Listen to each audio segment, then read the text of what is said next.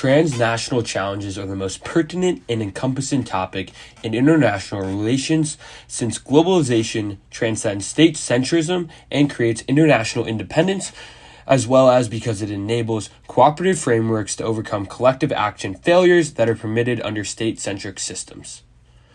As Professor Schlickenmeyer stated in lecture, globalization measures the flows of information, goods, services, diseases, pollution, people, and power across borders. Thus, globalization breeds interdependence through institutions, which erode geographical and legal mandates in the international system. Colin Hay similarly asserts that these transnational institutions of global governance fundamentally alter world politics, wherein the nation-state is no longer the principal actor.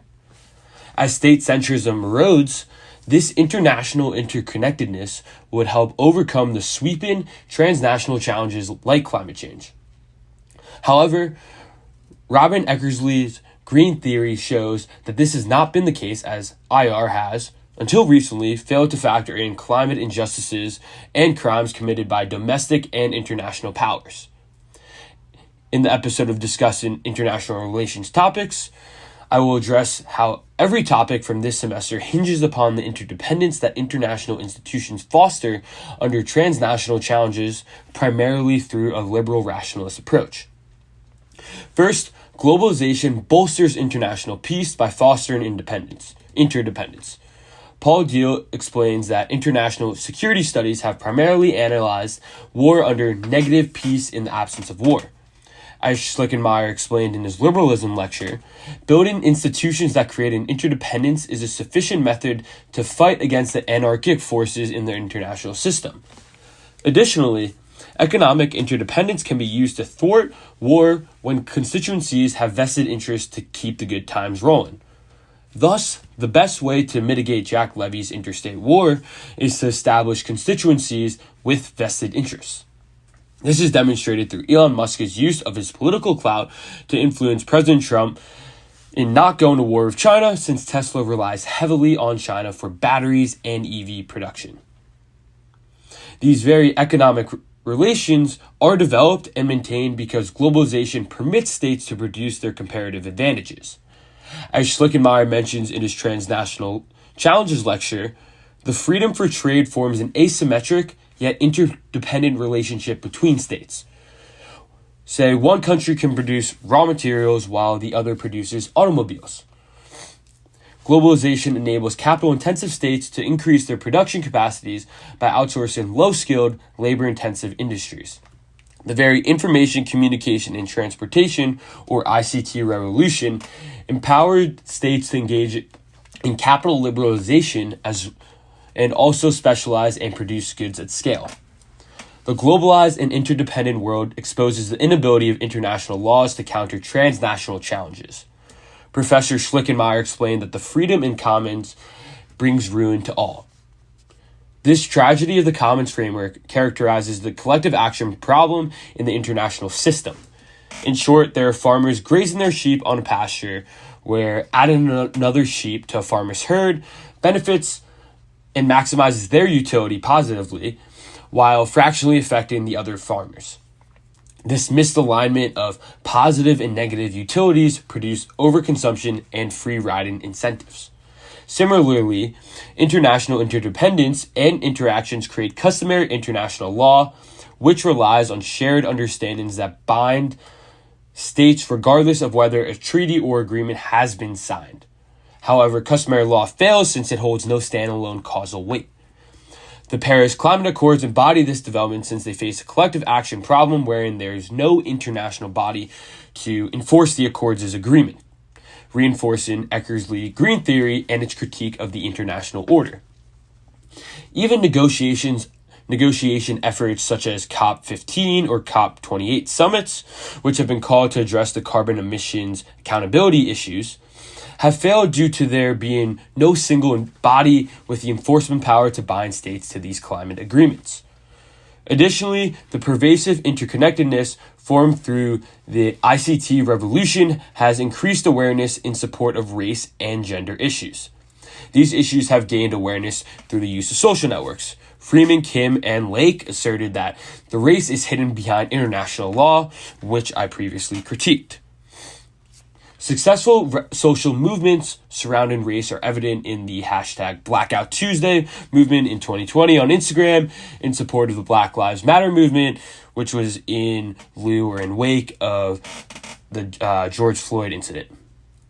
Additionally, feminist movements have mobilized through the hashtag MeToo movement, which advocated for survivors of sexual assault and harassment to share their publicly on social media platforms in an effort to hold perpetrators accountable. The concept of nationalism is weakened by an international system contingent on the interdependent institutions, which also unearths the global class fissures. Globalization erodes the traditional notion of state sovereignty by emphasizing the importance of international institutions. Milonis and Tudor discuss that nationalism requires national and territorial units to be congruent, but that unifying yet inherent othering concept is becoming antiquated as borders grow more diffused and obsolete.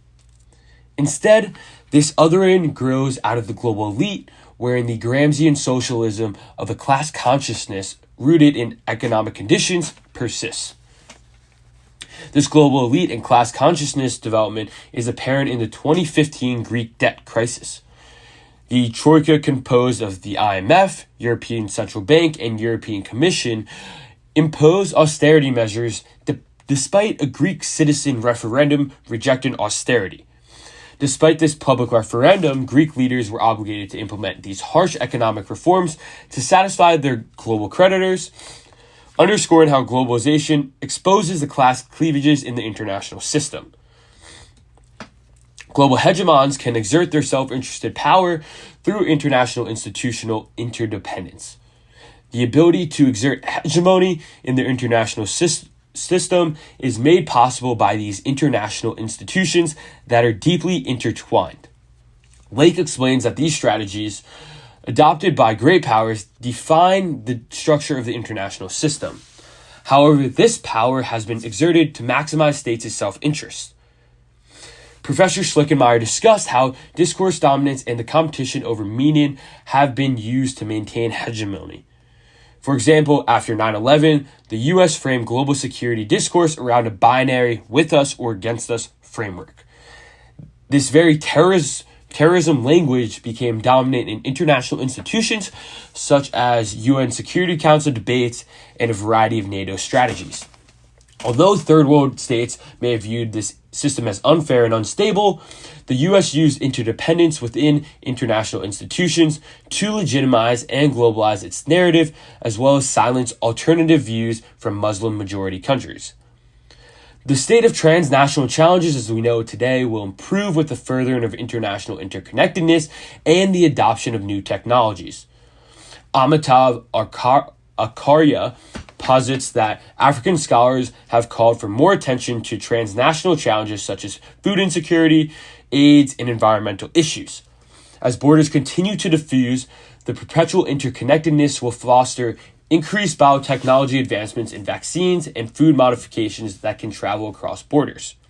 However, for the Global South to access these advancements, global institutions must implement sufficient aid programs through the international system.